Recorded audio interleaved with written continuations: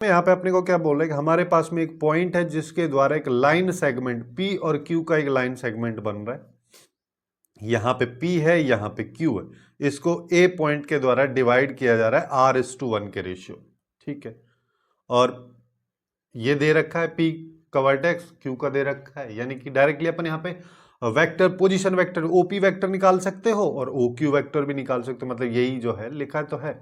आई cap जे cap के cap के format में इसको डायरेक्टली लिख के अपन सिंप्लीफाई कर सकते हैं।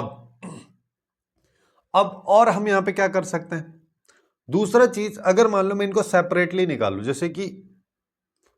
यहां पे हमारे पास में ये क्या है,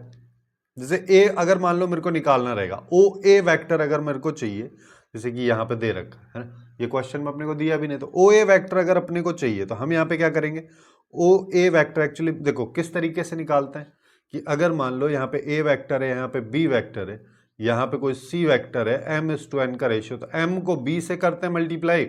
n को a से करते हैं और divide by m plus n करते हैं। तो यही कंसेप्ट अपने को यहां पे लगाना है। तो यहां पे क्या आ जाएगा, r into O Q vector, मैं वेक्टर फॉर्म में इसको कर रहा हूं, 1 into OP vector divide by r+1, ये हमारे पास में ओ ए वैक्टर आ चुका। अब क्या करना है, इसका क्वेश्चन के बेसिस पे पहले इस वाली वैल्यू को मैं सेपरेटली निकाल दे रहा हूं, तो यहां पे हम क्या करेंगे, ओ ए का डॉट कर दो ओ क्यू,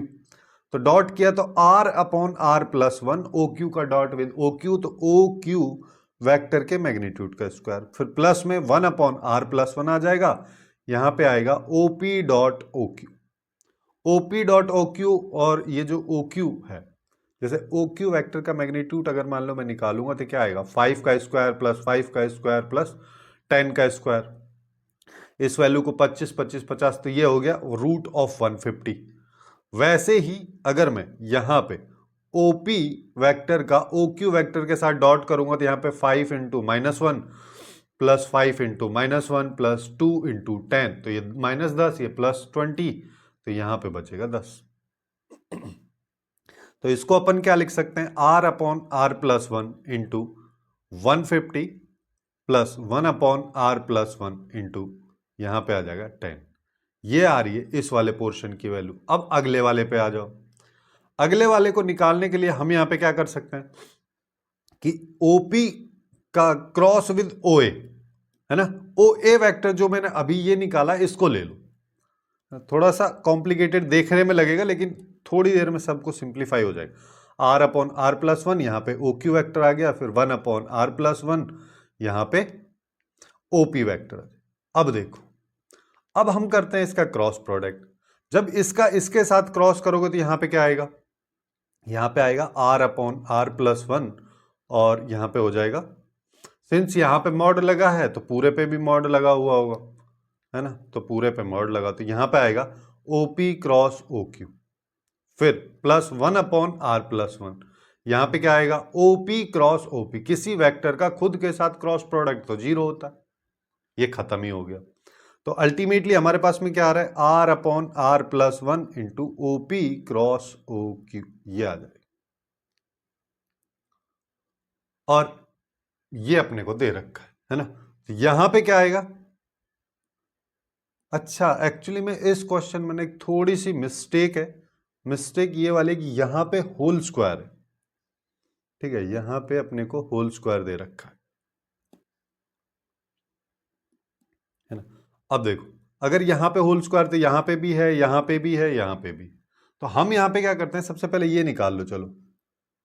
कि OP क्रॉस OQ निकाल लेते हैं।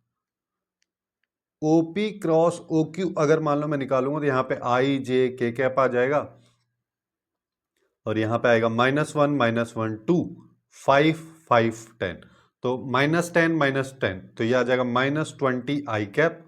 J कैप के साथ बात करोगे तो अपने पास में क्या आएगा, -10 -10, तो -20, लेकिन ये J कैप के साथ माइनस रहता है तो +20 आ जाएगा, K कैप के साथ बात करोगे तो 5 - 5 वो 0, ये आ गया। तो इसका मैग्नीट्यूड क्या आ जाएगा, ये तो 20√2 हो जाएगा, डायरेक्टली लिख सकते हैं ना भाई, 20 का स्क्वायर प्लस 20 का स्क्वायर, और ये रूट, तो 20 बाहर तो √2, तो या फिर चाहो तो इसको वैसे भी देख लो कि अगर इसका पूरे का स्क्वायर करो तो 800 आ जाएगा, तो यानी कि r/r+1 का स्क्वायर इंटू 800, लेकिन क्वेश्चन में 1/5 भी इसके साथ मल्टीप्लाई, तो 1/5 भी कर दो, यहां पे भी 1/5, यहां पे भी 1/5, यहां पे भी 1/5, इसको किया तो यह आया 160। अब देखो, अब हमारे पास क्या क्या आ रहा है, इसकी वैल्यू में हमारे पास क्या आ रहा है, इसकी वैल्यू में हमारे पास में आ रहा है कि R 150R/R+1 प्लस, और यहां पे है 10। तो इसको ना अपन ऐसे कर देते हैं कि 150R + 10/R+1 माइनस, अब जो 1/5 के बाद सिंप्लीफाई किया है, यानी कि 160R² का होल स्क्वायर, ये 10 के बराबर है, तो अपने को R की वैल्यू निकालनी है। तो यहां पे अपन क्या करते हैं, 1/R+1 का होल स्क्वायर, इसको कॉमन ले लिया, तो 150R + 10, ये जो है इसको R+1 से मल्टीप्लाई करना पड़ेगा, लास्ट में 160R² आ रहा होगा, ये 10 आ जाए। अब देखो, तो हम यहां पे क्या करें, तो ये 1/R+1 का होल स्क्वायर हो गया, और यहां पे इसको करेंगे तो 150R² आ जाएगा, फिर आएगा प्लस 150R + 10R + 10 - 160R² = 10, ये हमारे पास में आ रहा है। मैं क्या करता हूं, 10 से पूरी इक्वेशन को डिवाइड कर दो दोनों साइड में, या फिर 10 इधर से कॉमन ले लो, जिसका मतलब 0 0 0 0 ये सब खत्म हो जाना है, और ये जो 1/R+1 का होल स्क्वायर है, इसको राइट में ले जाओ, तो यहां पे आ रहा है 15R² - 16R², फिर यहां पे आएगा प्लस R, प्लस में एक्चुअली में 15R और ये, तो 16R + 1 = 10R² + 20R + 10। अच्छा, ये 10 तो कट ही गया ना, ये 10 भी तो गया, तो यहां पे आएगा R² + 2R + 1। अब देख लो, अब अगर अपन इसको देखें तो हमारे पास में क्या आ रहा है, इसको ना थोड़ा सा नेक्स्ट पेज पे कर दे रहा हूं, एक सेकेंड बस। हाँ, तो हमारे पास में आ रहा है -R² प्लस, यहां पे आ जाएगा 16R, और यहां पे इस 1 से इस 1 को निपटा दो, ठीक है, और इस वैल्यू को लेफ्ट में ले आओ, ये आ जाएगा -R² - 2R = 0, तो -2R² + 14R = 0,